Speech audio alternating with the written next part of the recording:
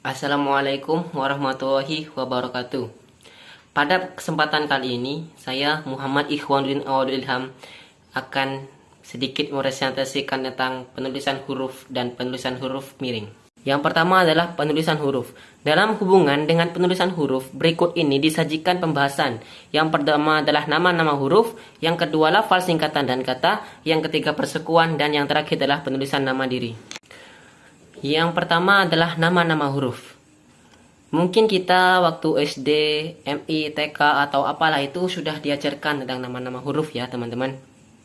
Seperti contohnya huruf yang melengkung itu namanya C, bukan C. Jangan mentang-mentang kita bahasa Inggris malah dirubah menjadi C. Itu tetap dinamakan C.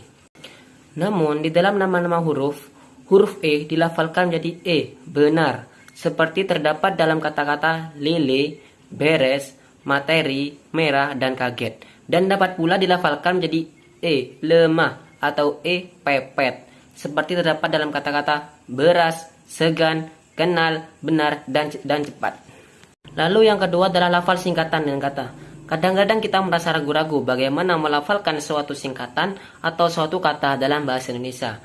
Keraguan itu mungkin disebabkan oleh pengaruh lafal bahasa daerah atau lafal dari bahasa asing. Seperti contoh, BBC. Mungkin kita menyebutkan BBC itu dibaca BBC. Namun kata BBC itu adalah lafal tidak baku dalam bahasa Indonesia. Kata yang baku adalah BBC.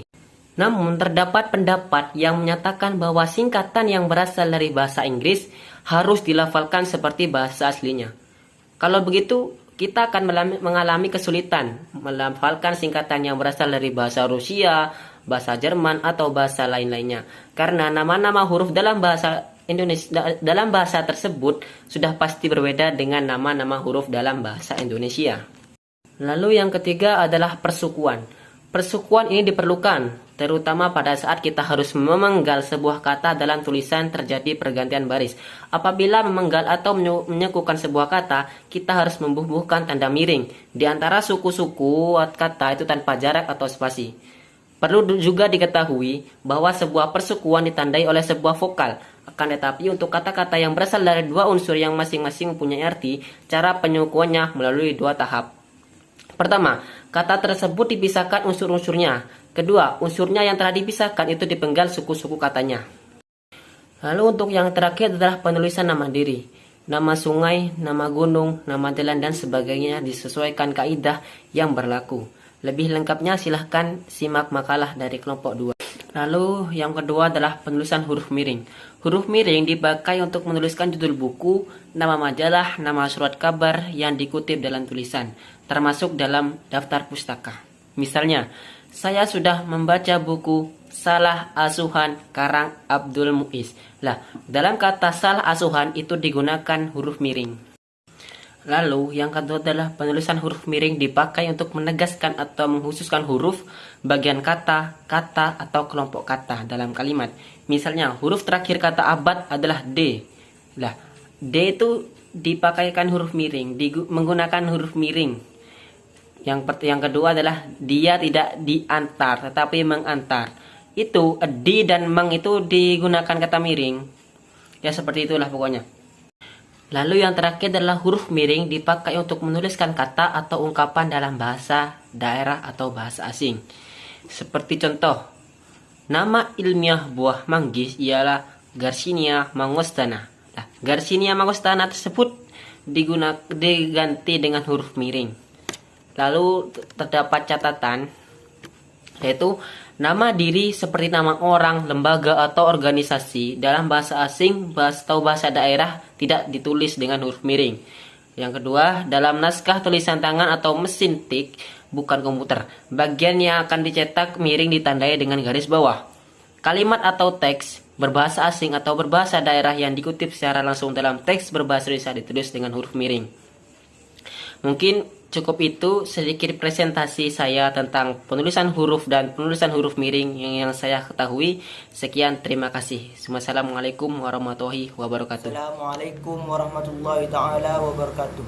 Perkenalkan, saya Faiz Alauddin Nabilah akan menjelaskan tentang penulisan kata turunan dan penulisan kata gabungan. Penulisan kata turunan. Kata turunan atau kata berimbuhan dalam Kamus Besar Bahasa Indonesia adalah kata yang terbentuk dari hasil proses afiksasi, reduplikasi, atau penggabungan. Nah, secara umum dapat ditarik bahwa kata turunan adalah suatu kata yang mendapat imbuhan, yaitu merupakan hasil proses dari afiksasi, reduplikasi, atau penggabungan suatu kata yang dapat membentuk kata baru dan dengan makna yang baru juga.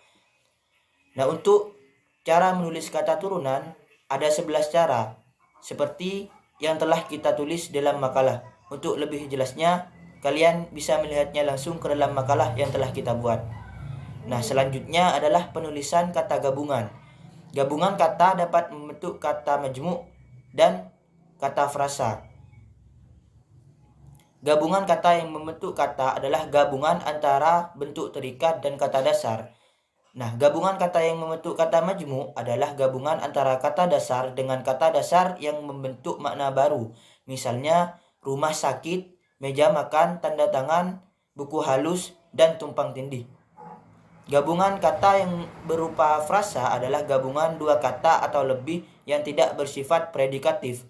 Misalnya, gadis cantik, gunung tinggi, rambut pendek, bubur ayam, rumah besar, dan lain sebagainya.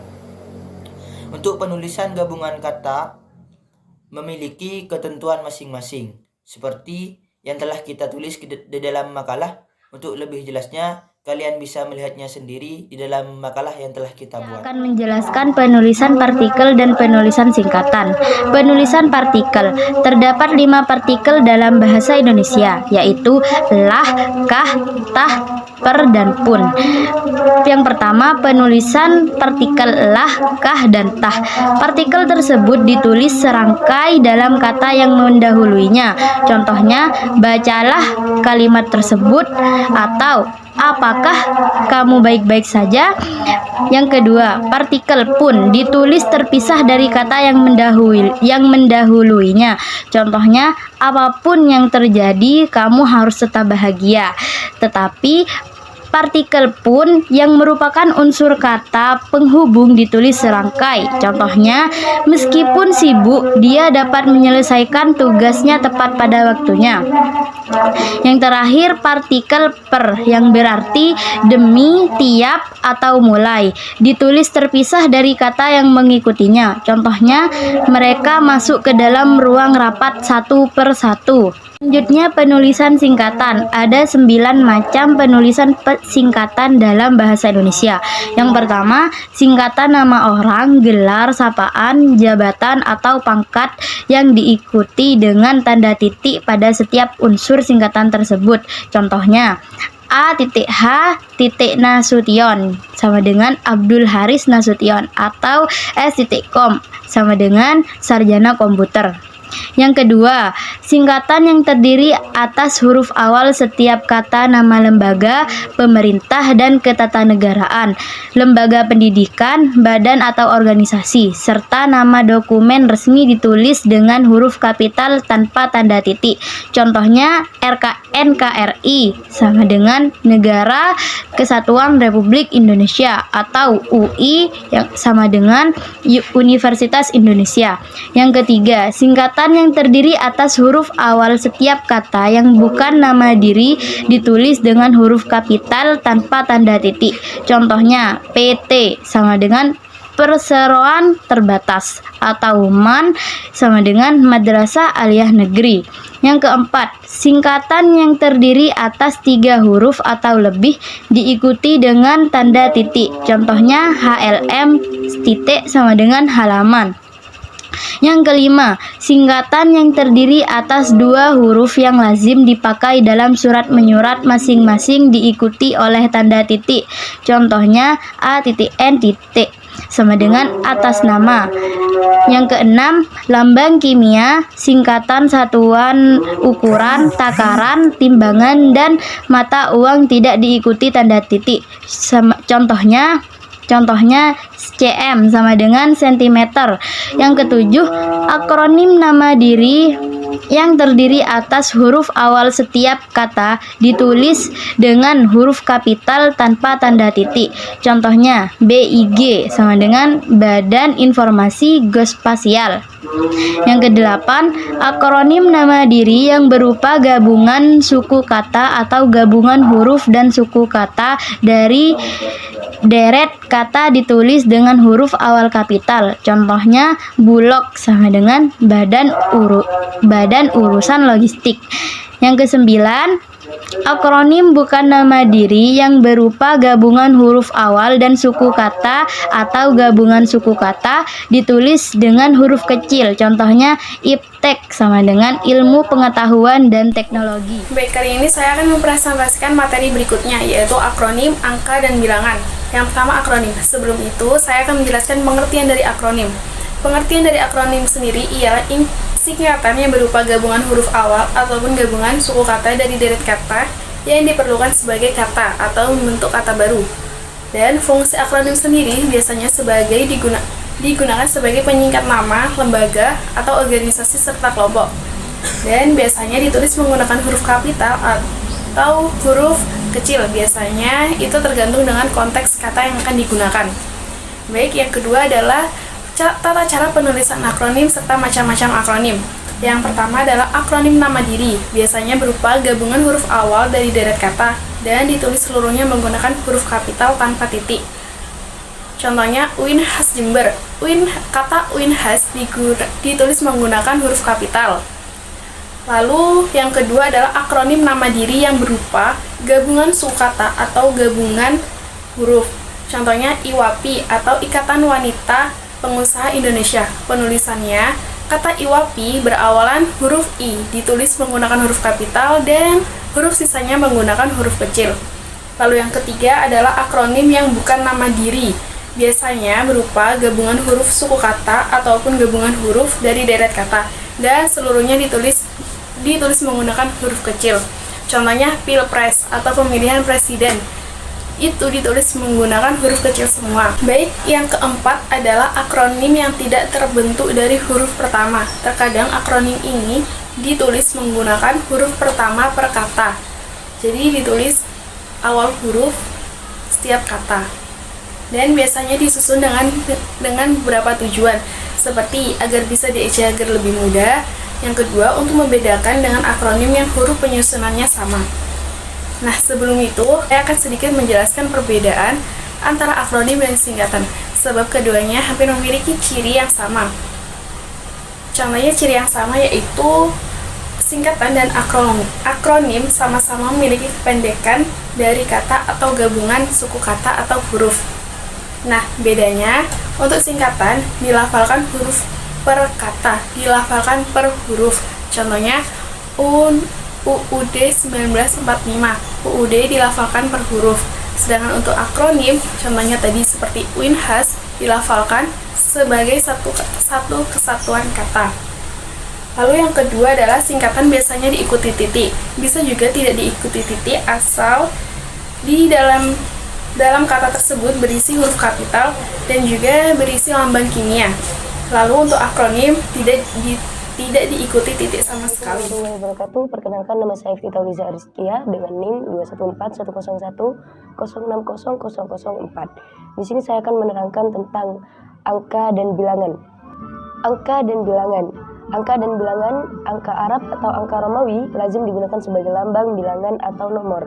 Angka Arab seperti bilangan bulat 0, 1, 2, 3 sampai 10. Arab adalah sebutan untuk 10 buah digit angka yaitu 0, 1, 2, 3, 4 sampai 10 yang merupakan sistem bilangan Hindu Arab. Dalam sistem ini dinyatakan bahwa bilangan 1, 2, 3 adalah satu kesatuan bilangan yang utuh, bukan angka sendiri-sendiri seperti pada sistem bilangan Romawi atau Cina. Angka Arab digunakan luas di seluruh dunia bersama dengan sistem penulisan huruf Latin.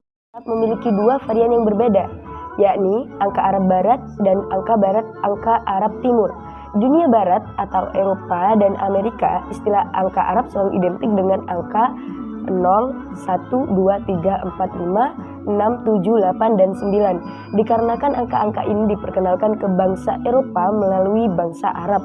Namun di Indonesia, angka Arab identik dengan angka-angka yang tercantum dalam kitab suci Al-Quran. seperti yang ada di kitab suci Al-Quran itu, yang dimulai dari penulisan kanan sampai ke kiri gitu. Dikarenakan bangsa Indonesia terlebih dahulu mengenal angka-angka ini dari bangsa. Bilangan dalam teks yang bisa dinyatakan dengan satu atau dua kata ditulis dengan huruf kecuali apabila bilangan itu dipakai secara berurutan. Misalnya dalam rincian atau paparan sebagai berikut. Ina menonton drama itu sampai 2 kali. Jadi 2 kali itu dapat ditulis dengan memakai huruf. Selanjutnya, pada awal kalimat ditulis dengan huruf. Contoh, 40 siswa dinyatakan lulus ujian nasional. Jadi 40 itu bisa ditulis dengan huruf.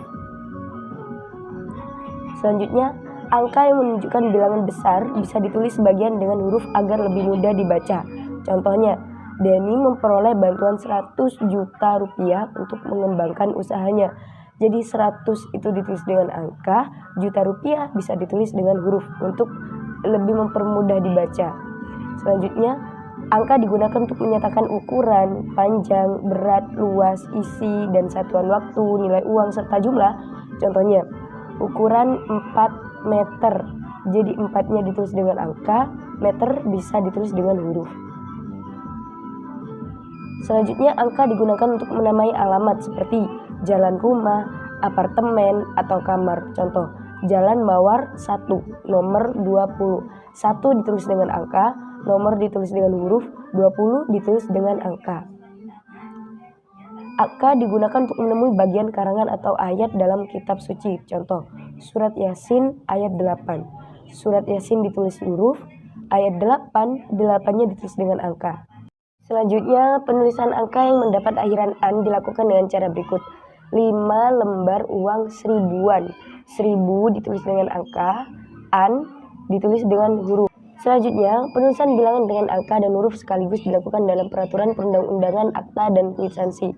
Jadi, penulisan bilangan menggunakan angka dan huruf bisa dijadikan satu sekaligus. Misalnya, setiap orang yang menyebarkan atau mengedarkan rupiah tiruan sebagaimana dimaksudkan dalam pasal 23 ayat 2 dipidana dengan pidana kurungan paling lama 1 tahun dan pidana denda paling banyak 200 juta rupiah. Nah, 200 juta rupiah di sini ditulis dengan angka dan dikasih dalam kurung, ditulis dengan huruf 200 juta rupiah. Begitu. Yang terakhir, bilangan yang digunakan sebagai unsur nama geografi ditulis dengan huruf. Misalnya, Raja Ampat dan Simpang 5. Kalau Raja Ampat, Raja ditulis dengan 4 huruf, bukan angka 4, bukan. Dan Simpang 5 ditulis dengan huruf semua, bukan angka 5. Begitu. Sekian dari saya, dari kelompok 3 Bahasa Indonesia. Saya Fitri Rizkia. Assalamualaikum warahmatullahi wabarakatuh.